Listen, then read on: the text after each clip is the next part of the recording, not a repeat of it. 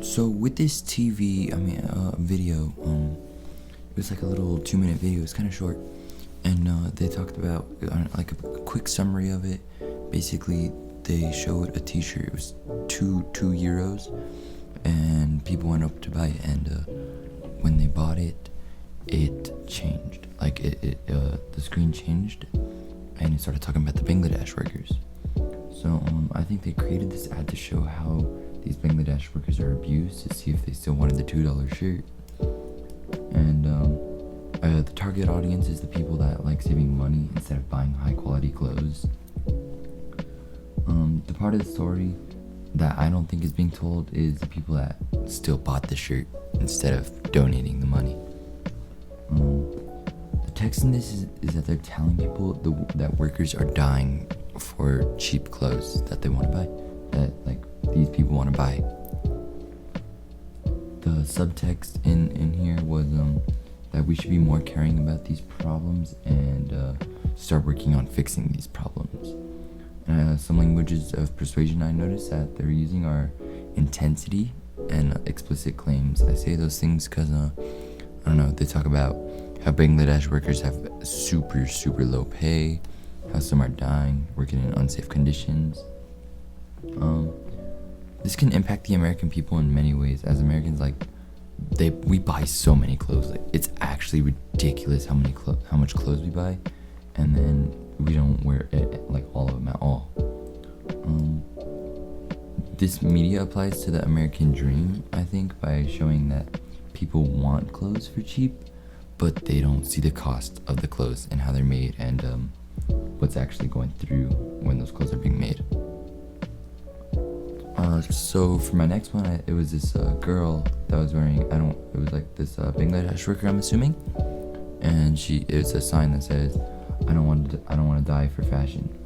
And I didn't know her name, so I didn't really know the source that made it.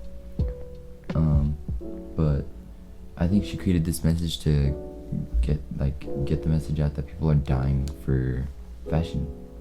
Like, we're working in unsafe conditions and you still want this fashion. It's ridiculous. I think the text of the media is that it says, I do not want to die for fashion.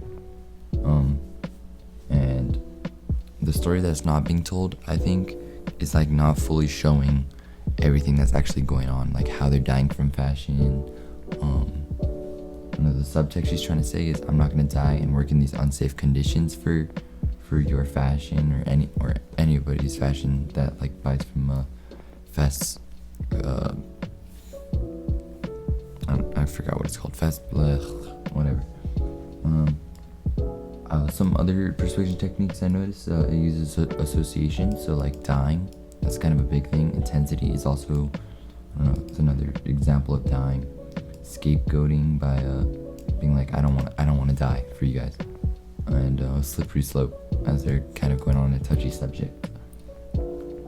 I think this message could definitely impact the American people, because they realize people are dying out here for fashion because they're choosing to buy cheap fashion clothes and not realizing they're keeping these fast fashion companies in business. This piece applies to the American society because there's problems that we do not know about that keep companies in secret, that I think the U.S. should be, that we should all be informed about. So for this next one, it was it was a documentary. I think it was about like an hour. It's called The True Cost, and it was made by Andrew Morgan. And I've actually been wanting to see this for a while, but he made this to show the real true cost, the real true cost of our fast fashion economy and how it affects our people, how it affects people that we don't know at all.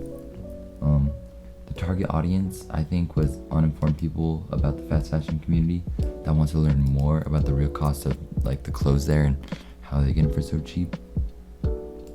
The stories that aren't being told in this documentary are like, how's the fashion actually contributing to global warming? He didn't really touch on that subject at all, but fast fashion is the number 2 biggest waste, like a global company thing in the world. The Checks in the true costs, it had plenty, but I think the main one I got from it is that Bangladesh workers are put in these unsafe working conditions and minimum pay jobs to like actually do this. And like he gave us this one example where a factory actually collapsed and killed people, and when they brought up the buildings with the crack, they're like, I don't care, keep making clothes. I think the subtext of the media of this piece is that we should do more research on what we're buying and actually what we're wearing. And I think some things I noticed from this, he was using scapegoating once again for like saying that people are dying from it here, people are dying, the world. Slippery slope, since it is another touchy subject. Association, which it was talking about like major fashion companies, Target, H&M, Zara, Nike. He was also using kind of some intensity claims and explicit claims also. And this can impact Americans in many ways. I think when we educate ourselves on these subjects, we learn more and start caring about like actually how we could help this, because I definitely want to help it. I mean, it's kind of ridiculous how this actually works and how the US allows it. I think this media applies to the aspect of society, as none of us really know what's actually going on in the fast fashion community and how we buy these clothes for so cheap, and we think we're getting a good deal, but then like on the other hand, we have these Bangladesh workers that are literally dying and like getting cancer and everything just for these clothes.